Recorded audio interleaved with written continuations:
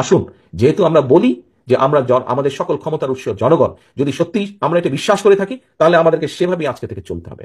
বিশ্বাস করুন, সকল ক্ষমতার উৎস জনগণ, এই কথা বলা হারাম, এ কথা বিশ্বাস করা কবিরা গুনাহ।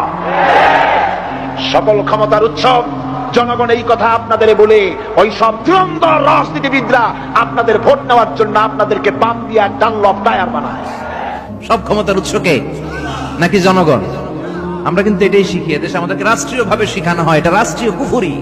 সকল ক্ষমতার উৎস জনগণ নয়, সকল ক্ষমতার উৎসকে, উনি ক্ষমতার উৎস, তিনি ক্ষমতাশীল, মহা ক্ষমতাধর।